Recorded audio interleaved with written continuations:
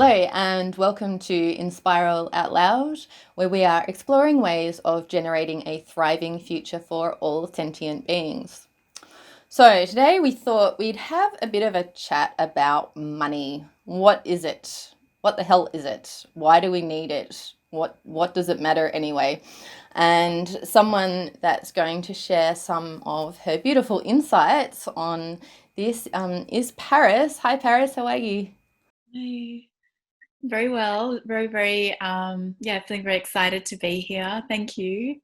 Fabulous. Thank you so much for being here.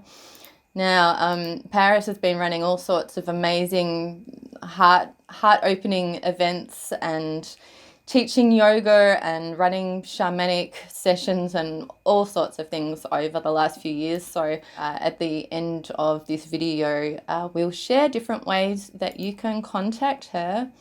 But for now, what is the current situation with money? Well, we're in late May at the moment, so we're a good 2 months into lockdown. And I think what this is really showing to a lot of people is just how vulnerable most of us are if we're reliant on the mainstream financial system. So we've got a situation now where a lot of people have been forced out of work for the last couple of months and are being forced onto welfare. We've got talk of potential mandatory vaccines in exchange for that welfare. This is in Australia anyway. I'm not sure how it is in other countries, but we're certainly feeling quite cornered. There's a lot of current businesses that just simply won't operate with cash anymore. So forcing us into more of a card-based system. Got negative interest rates popping up in a whole lot of countries. So suddenly people are having to pay for the privilege of putting their money in a bank. We've got about a 20% crash on superannuation in Australia. And basically the whole thing's feeling a little bit shaky, if it wasn't already. So perhaps we could look at what exactly is money anyway. So once upon a time in the good old days of bartering, people would have simply exchanged their property being things that they owned, goods and services, and so on. And at some point in time, it would have been too difficult to perhaps carry around 10,000 goats to exchange for other things. So people had other forms of trade. They might have been things like shells or minerals or stone tablets or gemstones, things that had some kind of inherent value. And then we ended up generating this thing called money as another form of exchange. So money is simply a form of exchange of value by agreement in place of the property of labour or goods. Although that in place of property has changed now since we had birth certificates. I'll give you some links at the end of this video if you'd like to know what we really own and don't own, because that's a very interesting and deep conversation. And so now we've been operating in the fiat system for quite a long time. Fiat currency is basically currency that has no value of its own, as opposed to commodity money, which does have a value, such as something that's gold backed. And our fiat system was gold backed until the 70s. So now we've got a system where nothing is backed. And what that means is that money can just be printed off exponentially without any limit. And, you know, we know that the Rothschild family dynasty has been running the whole banking show for a very, very long time. So our conversation today is about how could we do this thing better? Like, we've got so much resource in the world. We've got so many gifts. We've got so much available at our fingertips. How can we do this whole thing better? And Paris, I love that you've had such a gentle relationship with money for such a long time. So perhaps you could share, like, what's your relationship to money? Yeah, so my relationship is probably very, very unique. I'd probably say very unique. Well, ever since my early 20s, which was a very long time ago, I've basically been in even my entire life, like my parents never ever spoke about money. We never had too much, we never had too little. It was just something that just didn't really exist. And then when I got into my early 20s, I had a job, I was a scientist, and these numbers would just appear in my bank account. And then I thought, well, it'd be fun I've always loved architecture. So I thought, let's, buy a house. That'd be so much fun. And so I just saved up those ones and zeros and walked into a house that I really liked and paid for them and bought a house. And, so I never thought, wow, I've got all this money and I'm going to buy a house, or it's so difficult, or, I just did it. And then one day I thought, again, loved architecture. So I was like, I'd love to build a house, actually go in and design it and move the kitchen here and move the pergola there, and kind of like a Lego world. And then I built a house and I sold it. And, sometimes in my bank account there was, hundreds and hundreds of thousands, but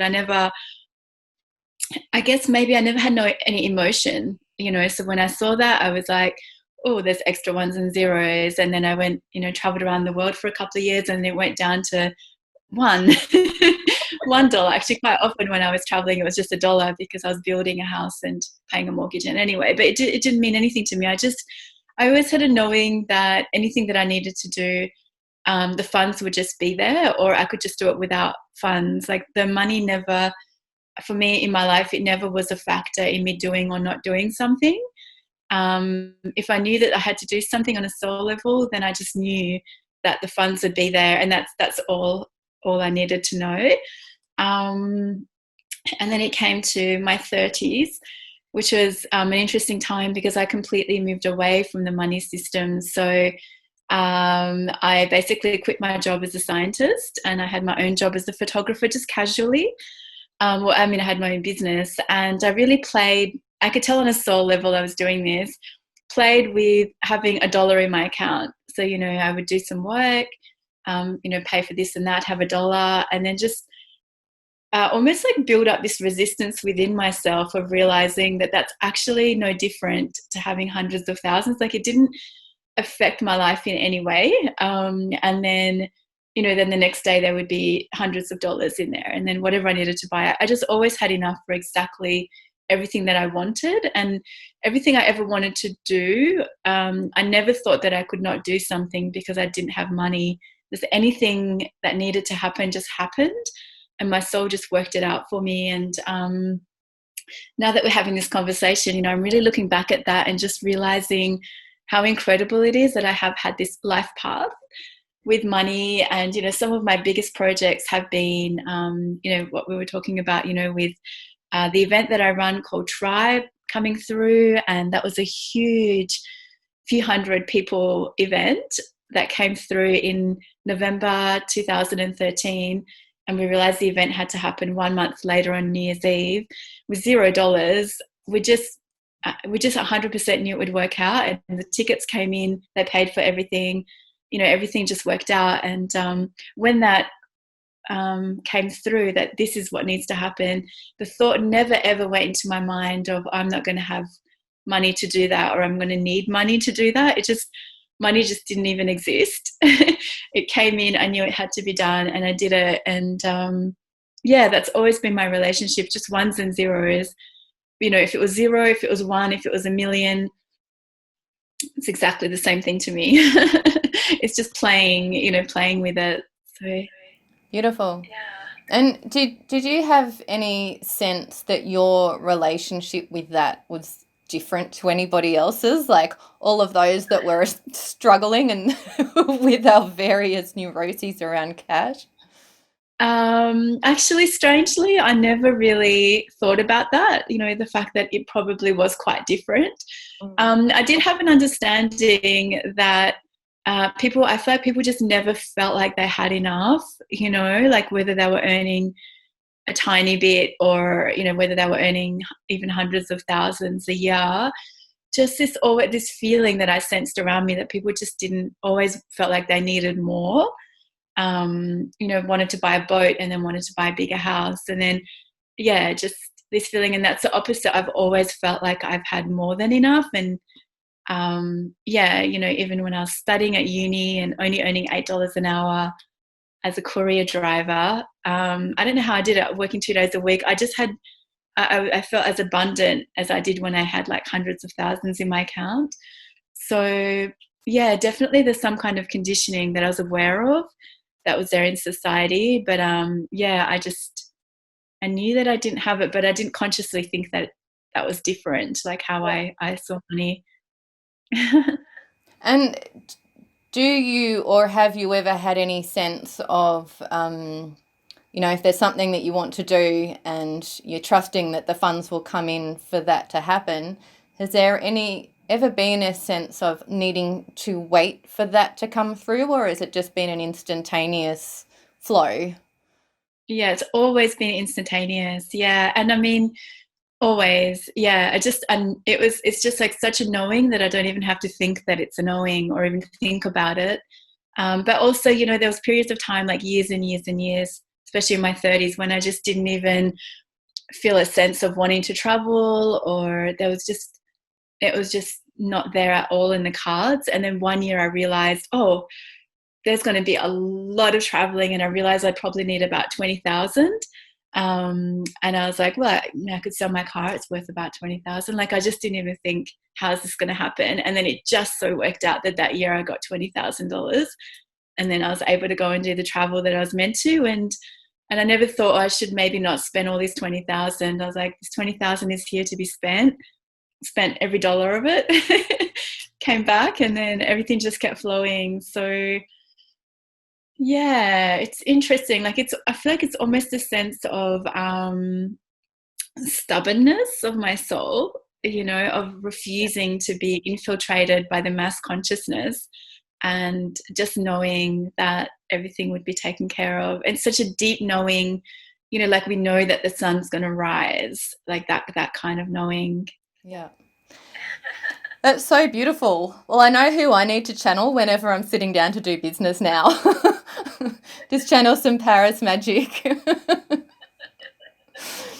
So, I mean, I've been looking quite a bit into money lately, as far as I mean, things are feeling a little bit slippery at the moment, and I haven't had a lot to begin with ever.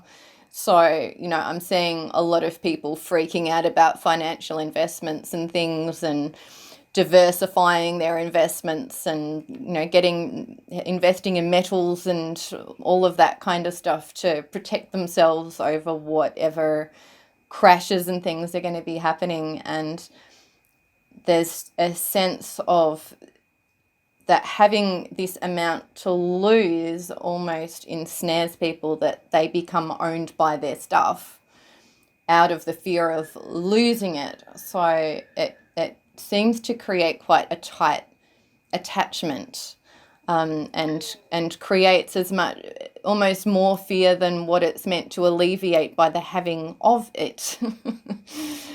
Yeah, beautifully put. Right.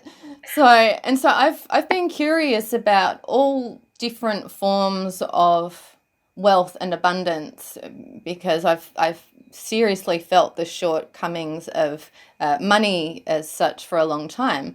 And for instance, looking at things like the resource-based economy that Jack Fresco from the Venus Project used to bang on about constantly. And, he, when he was still alive, I remember him saying, there's more than enough resources in the world to feed everyone, to house and clothe everyone multiple times over, to ensure all the medical care, education, like everything that we need. But there's not enough actual money to pay for those resources. And so it acts as a real roadblock. And these days, after a little bit more insight into how the whole financial system works, I'm thinking it's not that there's not enough money, it's just that it's tied up in the wrong hands. And hearing talks of Nasara, the whole global reset happens if that happens, it will be a very interesting world that we step into there. But I'm also interested in this, in the idea of cryptocurrency. So it's something I haven't looked into hugely, mainly because I haven't had cash to invest in it. But I'm interested, Paris, in your view of how crypto fits into that realm of money. What's your, why are you so passionate about it? Yeah, it's a good question. Well, I'm not looking at cryptocurrency as an investment. So, a lot of people are excited about cryptocurrency because we have a lot of crypto billionaires that have been created that have invested in cryptocurrency. And then to me, that just becomes another share, or, it's just a way of making and losing money. And that's not exciting for me. But there was something that was drawing me to cryptocurrency for quite a few years, but I've never invested in it. And again, just trusting with the timing. And then just recently, actually, when this whole coronavirus happened, which for me has actually been one of the happiest times of my life, I'm realizing more and more it's because I feel like I've completely stepped out of the currency system of the entire earth. Like there's just and of obligation. There's nothing that I need to do. It's just I've loved it. And so I feel my frequency really raised actually as soon as this whole coronavirus happened. And I realized I had this space, and and one day I just realized today's the day, and I put a call out about cryptocurrency, and I connected with a few friends that knew about cryptocurrency. And then I had no idea what was going to come back, and that is that I connected with a cryptocurrency that has actually been coded to be a trading currency. So it's not a cryptocurrency that's here to go up and down and make millions and billions and lose and crash and all of that, which for me is kind of a little bit boring. But actually it's a currency that's stable. So it's coded to be stable. And, everything that's coded into this currency is coded so that it's used as a trading coin. And it just so happens that is what connected with me. And I had all the time and space in the world, and I was able to really delve into that aspect of it. And I feel, tuning into it, what really excited me was the fact that the energy that it contains, so the intention of the currency is for us to have a currency that's outside of the Rothschilds family's currency. And actually, just until recently, I didn't even know very much about that. I could sense that money isn't real. I never really, like I said, ones and zeros, I knew that it was. And then once I found out more and more about the money that we're using at the moment and how it's actually not real, and then I could feel the intention with this currency and the team behind it, okay, so we're going to have this currency that's outside of that system. And so that system is based on debt, and the system that we use at the moment, like money, is debt, and also kind of like scarcity and, this kind of like sympathetic nervous system, like always being stressed and trying to make more money and pay off these credit cards and this and that. But this cryptocurrency is about abundance. And so everything that's coded into it, so it's obviously not a debt system, it's it's decentralized, which, that whole side of things about decentralized, I don't know the fine details, but I can sense that it's outside of the financial system that we have at the moment. And also this particular currency offers a 10% compounding interest. And so just the frequency of that, so at the moment we pay compounding debt, like if we borrow money for a car or a house or something, that energy is designed, it takes our life force in a compounding way, so exponentially. But this gives us compounding interest. And so it's not so much that, oh great, my money is going to increase and this and that, which is fine. Yeah. It's more the frequency that it carries. And I really, really resonated with that frequency. And the way that I do see cryptocurrency is this is a step. So we're in our financial system at the moment, very debt debt focused. We moved to cryptocurrency, which is more, inspired. It's all about creating new abundance and stepping out of that system. And, I was mentioning the way that I do see our financial system is that we're not even going to need money. So I see it all as energy, very like dense energy moving into an abundant, light energy moving into a frequency where we actually don't even need money anymore, and kind of like going back to the ancient times of, I'd have to say like Lemuria and Atlantis, when, we actually don't even need money. So I just see it as like a increasing of frequency. Beautiful. Thank you. And yeah, I agree, and that's what interested me as well.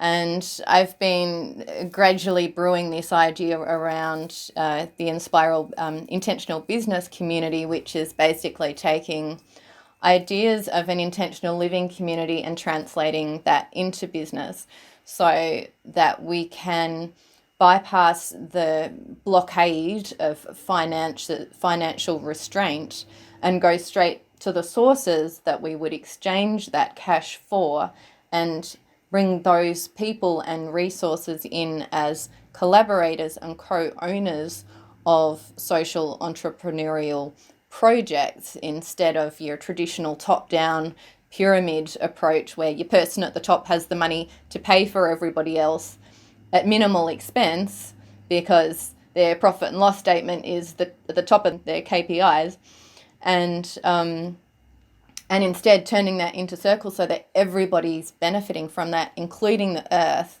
And I see this as absolutely key to start integrating the idea of earth and customers all as stakeholders on projects as well.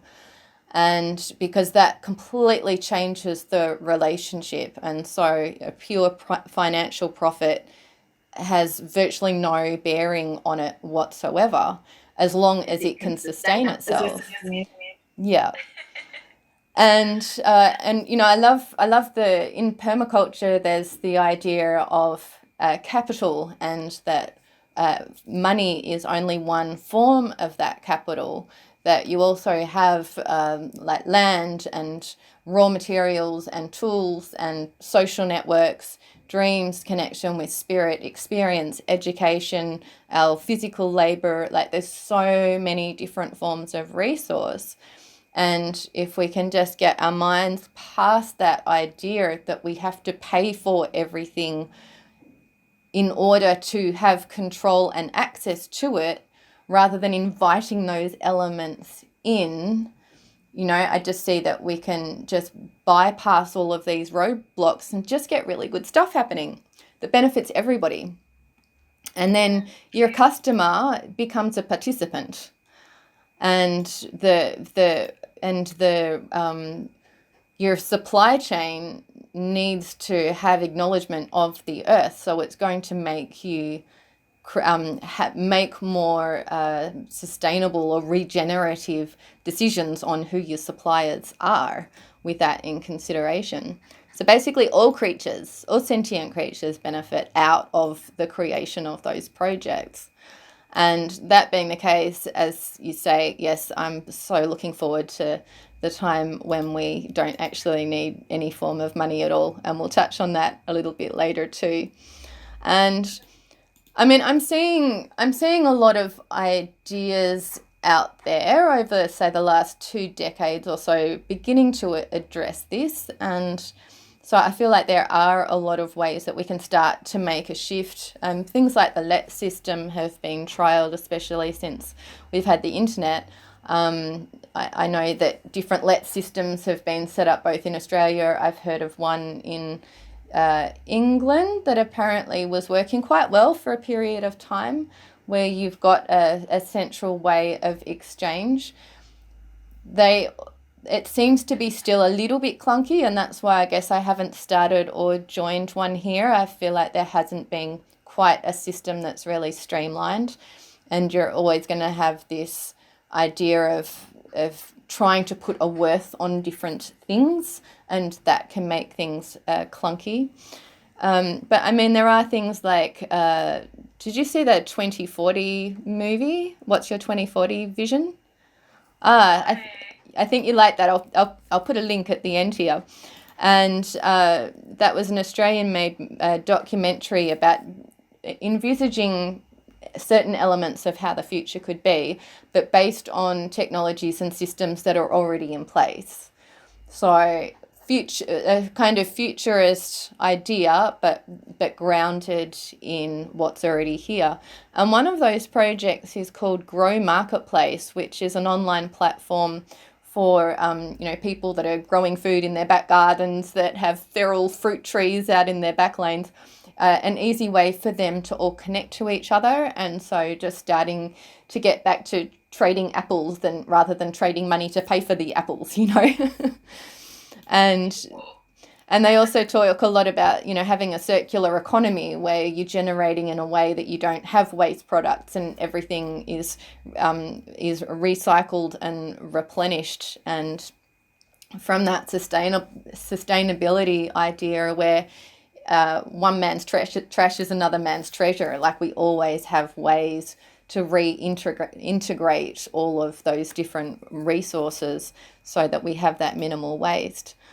All right, so then we've got a bit of a transition from where we are now, currently stuck in this little roadblock of financial currency, and getting to eventually more of this resource-based and eventually gift-based kind of exchange. And so to me, like, one of the best things that we can do at the moment is just get out of this sense of lack. And so much of that is perpetuated through the media, this needing to have more, this idea that we're nothing unless we own everything. And just getting out of the lack and the fear and get into thinking and feeling actual abundance and just seeing what is around us all of the time. You only need to go for a walk in nature to just see how much abundance there is. I mean, I started doing weed walks and things like that just to get an idea of how much food there is everywhere. And once you see that, it's like there is just so much abundance. We're just constantly being gifted. And part of tuning out of that noise is also just tuning into the people that I find really medicinal. And, for the law of attraction kind of stuff, I love listening to Abraham Hicks and Bashar. And for a more physically grounded approach, looking at doctors like Zach Bush, who just has this incredible awe and love for the human body and in fact, for all life. Tom Billieu, who's constantly interviewing just these next level people. Sacha, who's just creating so much wonder in the world and has a beautiful balance between the metaphysical and our practical physical reality as well. There's so many gifters of medicine in the world, and just tuning into those rather than tuning into so much of the noise. And also just balancing any programs around lack, around fear. And I mean, I've had to do a lot of that because I have been held back severely my entire life by my own sense of lack. So I've been doing psyche balances pretty much every night to just move through a whole lot of that stuff. And I can feel things shifting on a very visceral level.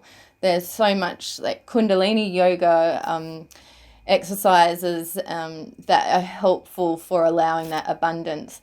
Doing things like morning pages, affirmations, any form of healing, like whatever speaks to you.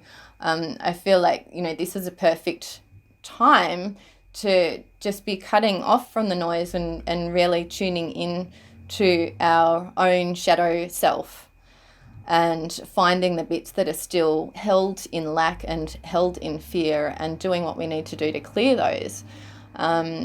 So, Paris, I know that you don't have a whole lot of stumbling blocks, but would you like to speak to that at all, about what people can potentially do if they do have stumbling blocks?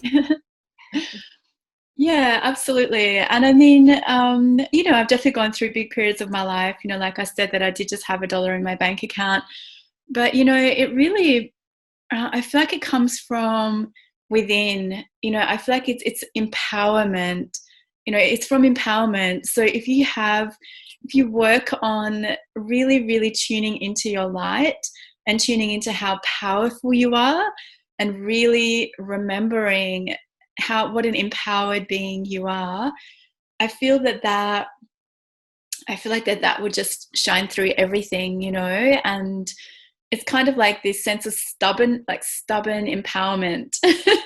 And so realizing that whatever situation you're in is actually perfect, and that it's not necessarily lack, or, you know, it's not that you're not in abundance, you know, because we're alive and we're breathing and we have sunshine, we have nature, you know, we're so abundant. And, you know, those times in our life where there might be, say, you know, like less money in our account, you know, that is just as abundant as when there's hundreds of thousands, because there's a reason, there's lessons in all of that for us to um, you know, really understand and really take away. So yeah, like that would be my biggest I guess advice, you know, just from myself, is to, and like a real trust, you know, that you're it's not like you're not in abundance. Your soul is, yeah, it has you, you know, like it's got you, you're backed by your soul,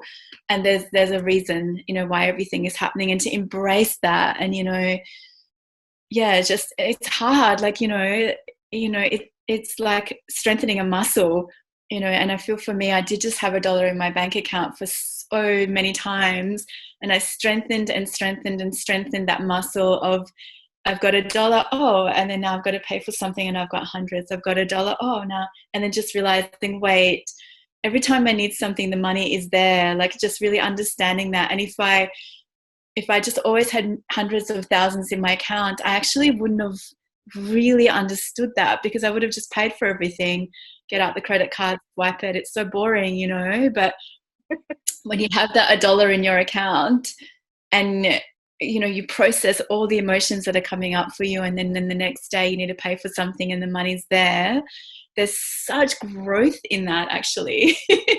So you know, it's intense to be in that all the time. I was probably in that for about 8 years of my life, but I really cherish those moments, you know. And I am who I am because of that. So yeah, I would say embrace it, embrace everything that's happening for you. And, you know, when you suddenly get that strong feeling, oh my God, I'm meant to go, you know, to America in a week's time and do this course, the money's going to be there, you know. Like, if I'm meant to go, the money will be there. And just knowing that everything is in perfection almost, you know. And yeah, and fully knowing, it's like you're magnetizing it. Like, you know, if you really know, like, there's just been a few times, you know, that I've just known that I was meant to be somewhere. I could feel this powerful sonic boom going out to the universe and saying, I need 20,000. And I'm just at home, you know, having my breakfast and chilling out. Whereas my soul is like out there like a magnet, and it's like scanning the universe. What's the easiest way to bring this in? It comes in and it's in my bank account. And then I just finished breakfast, check my account, there's 20,000, get my Of credit card course out, there pay for the is. flights, you know. I mean, you know, it's not every day that happens, but when something, you know, you just know, you know, there's times when you just really know that you need, like, that you do actually need like ones and zeros in your account. It's just the easiest way for something to happen. And know that, you know, you can get it. But, you know, it's like you don't necessarily always want it there either. Like, your soul might also want the lessons, you know, that comes with taking back your power, and realizing there's so much that you can do without those ones and zeros. Not just so much, you can do everything without those ones and zeros, but sometimes it's fun to have them there, and get your credit card out, jump on a plane, go and do a course, you know. So yeah, I just feel empowerment, like really, really do your meditations, say prayers at night for your spirit allies to really show you who you are, because when you really realize who you are, then money is just ones and zeros. It's about your life experience. That's why you're here. So that's just what's the way that it's worked for me. Beautiful.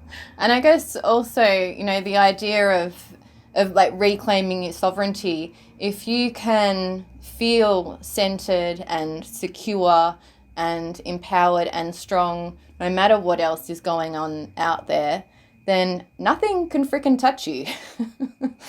And so being able to feel that even when the ones and zeros aren't in abundance is really one of the most life affirming states that you can achieve. Yeah, that's beautiful. And also realizing that when the ones and zeros aren't there, that is abundance, because that's such an incredible time to have a learning that you wouldn't have had if the ones and zeros were there. And so that's like so abundant, actually, because there's such rich lessons that come, from those times. From the light times and the dark times. They're just so equally juicy. And yeah. All filled with medicine. And the other thing is, I like to look at nature, and I guess this is sort of bringing this conversation into more looking at that idea of a gifting economy and getting past the stage of even needing any form of exchange at all. And, to me, about maybe 6 or 8 months ago, I was just out amongst the trees just going, everything is self-perpetuating. Nature doesn't need a bank. You don't see creatures saving for a rainy day apart from maybe some squirrels gathering some nuts for the winter. Creatures just work in harmony with nature, and when certain creatures aren't going to have abundance, they might go into hibernation for the winter. Like, everything has its cycles and its way of being, and I feel like we've become very disconnected from that. But I feel like one of the most effective ways that we can tune back into that is to step into that platform of gifting just with absolute radical trust, because to me it's really a statement to the universe that you have not only enough, but you have an absolute abundance of yourself and your resources to offer. And as we know, whatever we offer is always going to come back to us. So the more we give, the more reflection of that we're going to see. I do see, however, that we're still in a mindset that's really formed still by our genetics. All of the we're still going ancestrally through processing traumas out of wars and depressions and times of very extreme hardship, and that the serious repression of the patriarchy and everything that came with that. So I still feel like we're still kind of rinsing and scrubbing those pans clean, and until we get past that trauma, which is really an individual process for all of us to cleanse in whatever way that comes, that to have these alternate forms of exchange, of economy, of currency, of whatever you want to call it, are helpful. But I think it's good to just see them as a bridge rather than a replacement, and just see them as a process or training wheels to allow ourselves to trust more. And I guess that's what I like about this sense of the trading crypto that you've introduced me to recently. Just that we're able to go, yeah, I can absolutely start gifting and knowing that something will come back so easily. And even if it doesn't matter. But it's just a beautiful platform. And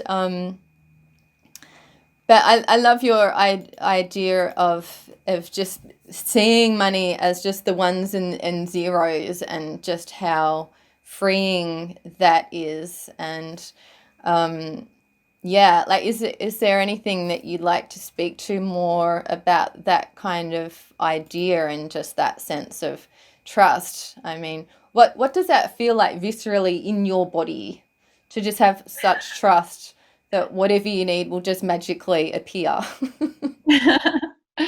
um, it feels light, and I do feel, if I look back at my life, I can see why I've done everything I've done on a soul level to get me to this stage to really understand this. And it's also this sense of, you can just put me, in a desert as long as I've got some water, you know, it's actually, I'm happy.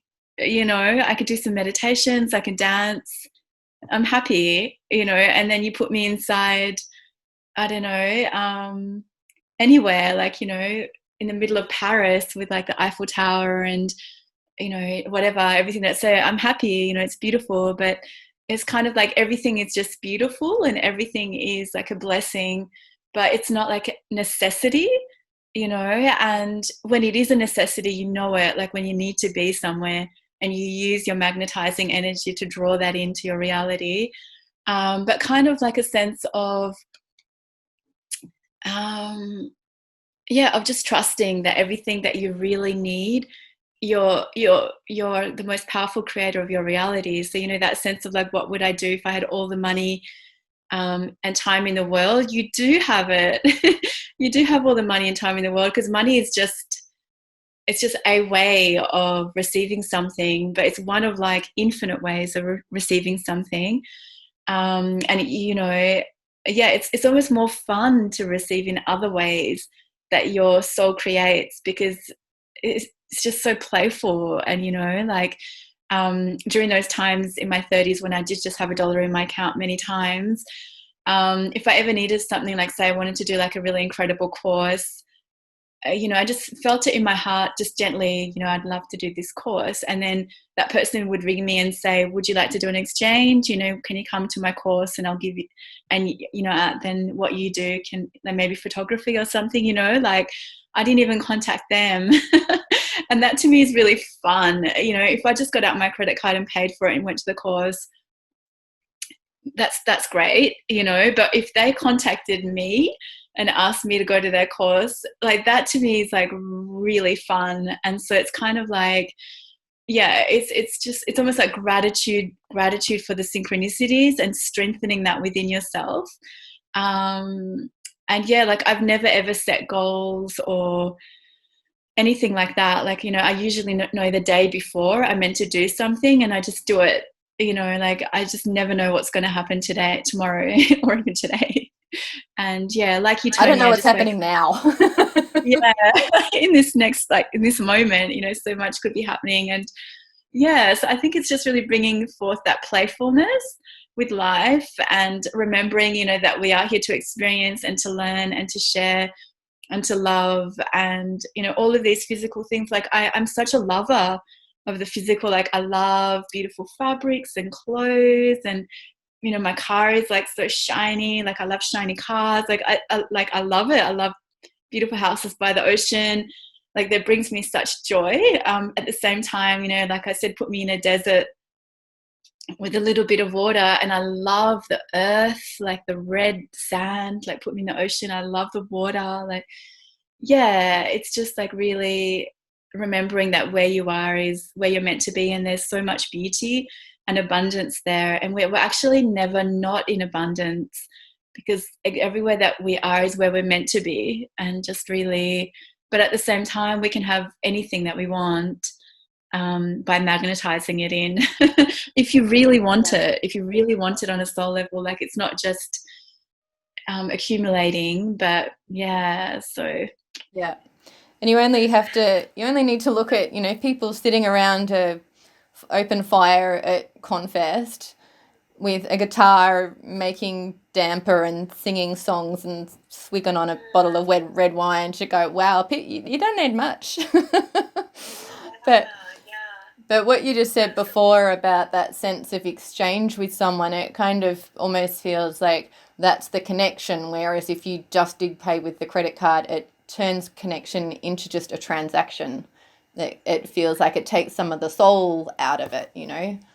Yeah, yeah, it's definitely like a different energy, you know. And then when you do an exchange, like you become a part of the team, you know, like it's just it's really great, you know. Like if I've come on board and you know, shared, like say, taken some photos at an event, and I got to be at the event, like it's just experienced it on such a bigger level than if I just went along as a participant. And I've done participant as well, and I've loved that as well, just being anonymous. And but I really love like being a part of the team, and like yeah, like that to me is like really juicy. And yeah, I just yeah. And the other thing that I've noticed with that too is, you know, when I was, because I used to, I was costuming full time for 10 years, a long time ago. But, you know, I found that because I had to structure everything to basically an hourly basis in order to be able to create quotes, it meant that my life force was brought down to a lowest common denominator of dollars. And so if I started to run overtime, I would start to get physically stressed. I had plenty of time, but because all of a sudden my hourly rate was going down, I'd start feeling quite stressed and resentful. But if I was doing the same project for free, I could work for days and days and weeks on something and it wouldn't matter because it wasn't being devalued by this agreed value system, you know. It was just created for the pure joy of it. So it's just such a strange construct, you know, that we're kind of living in, shifting out of, but still kind of in.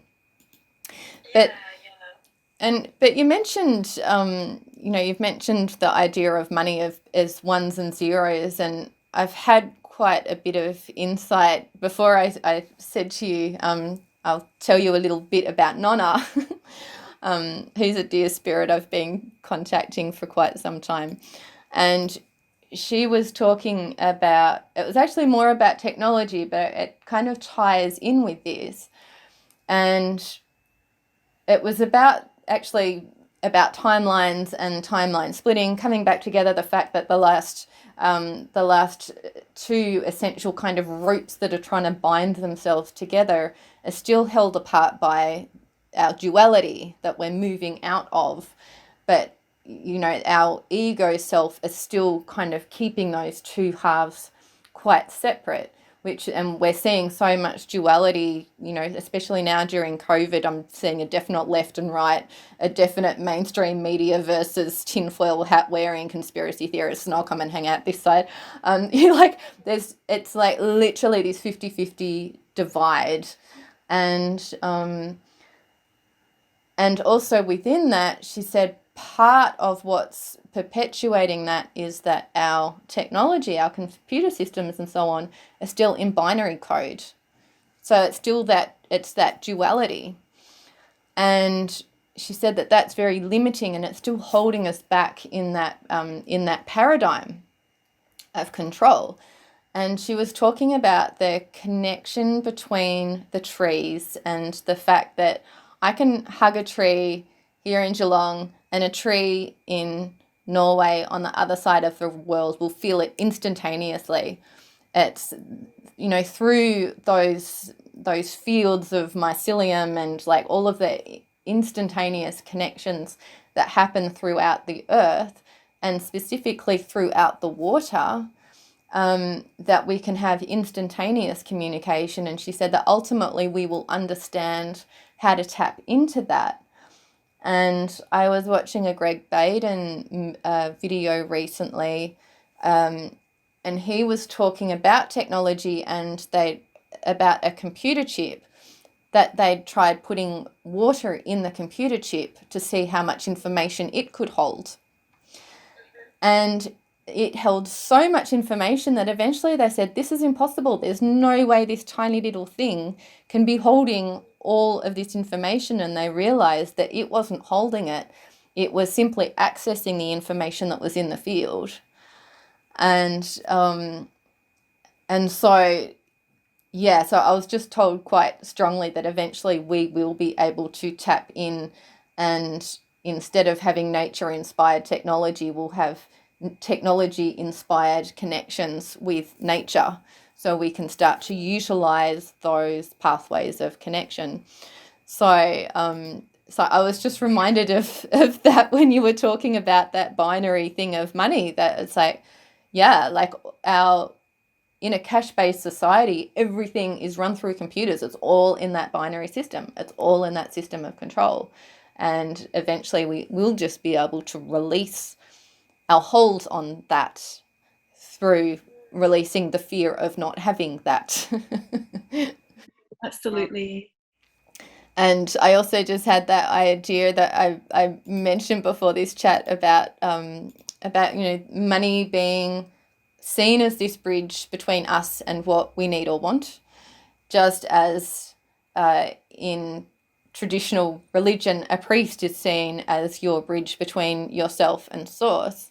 And so I'm feeling like they're playing very similar roles in being the gatekeepers between us and our inherent right to access all that we need, Yeah.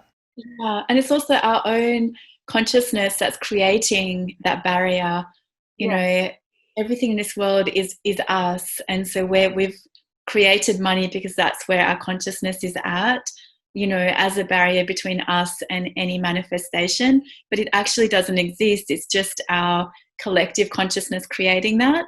And as our creative consciousness shifts, there just won't be, a need for it anymore because we've shifted. Yeah. And yeah, I just also wanted to add, I am actually such an activist at heart. Even when I was in primary school, I would just be sitting in school and I'd be like so anxious and I'd be like, I should just be on the Sea Shepherd ship, like why am I sitting here doing multiple, times tables when I should be saving the fish? And I just, it was something I just had strongly within me. And it's just recently that, that's important. I feel that a lot of our laws have changed because people have been activists and have spoken up on behalf of society. That's very, very important. But the energy that I'm tuning into now, even more and more so, is the monk that's been sitting in the mountain and meditating for like 10 or 20 years, maybe just hardly drinking any water, maybe for hundreds of years, and then also tuning into how important that is, because as that frequency is being shared with the world and each person is awakening individually, that is such a huge force on the earth that will actually just naturally bring about such change. So it's like both is needed. You need the activist that's there, that's sharing information so that what's hidden is being revealed. And you also need those that are in meditation, that are in prayer, that are in gratitude and, complete belief in the light and our sovereignty as humanity, and that we're headed towards very, very, very fortunate times. That's actually very, very important as well, that very important actually, because as every person wakes up, it's just so easy, naturally everything will just change. And yeah, so I just really wanted to add that I feel that that's actually very important with our money system, is that, like the work that you're doing, Tjoni, is amazing because, we like us just shifting our focus and consciousness onto how do we want this to look like, because we're the creators here of this reality. We're creating everything. What is it that we choose? And that just me having that thought, I know that our neighbors around here right now are probably thinking for some reason about cryptocurrency, or like their thinking has changed because my thinking has changed because we're so connected. So yeah, I feel that so that's why I'm so proud of you and so excited that you're doing this incredible podcast, because this is actually what's really bringing about the change of the monetary system in the world. Yeah, thank you for that, beautiful.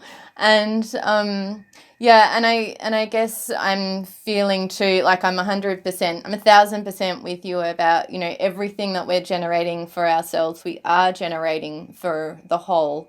And, once we realize that there's no separation, you don't even need things, you don't even need a concept like a human right, because you wouldn't do a certain thing to yourself that didn't bring some sense of wellness, unless you're a self-saboteur, but that's a completely different conversation.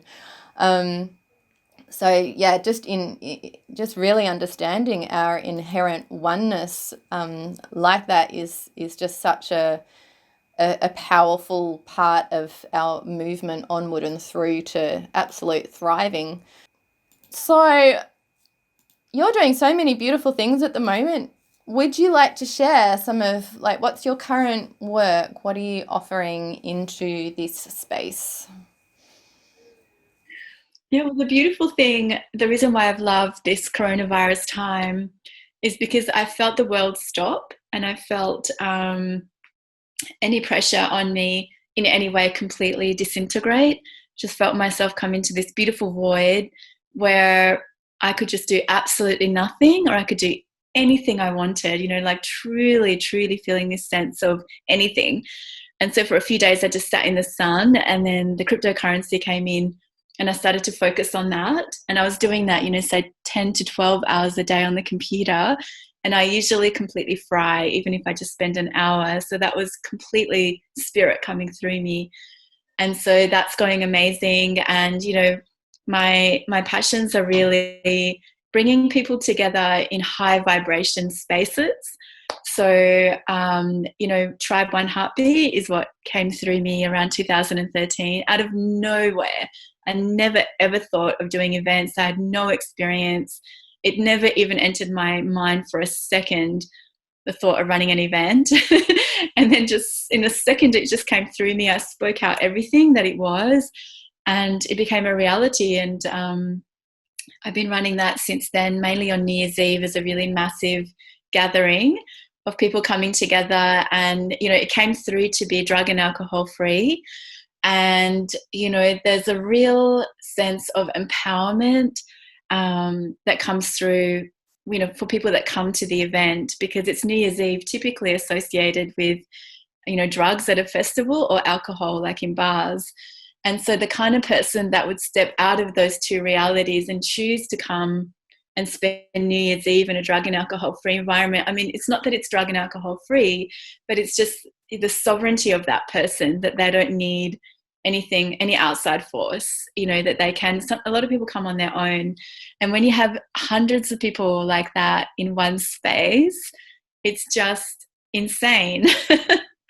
The most amazing energy. So that's what I just naturally, without planning it or anything, is what I've been doing for the last few years, for like 7 years. And just recently, monthly gatherings as well, like on a smaller scale.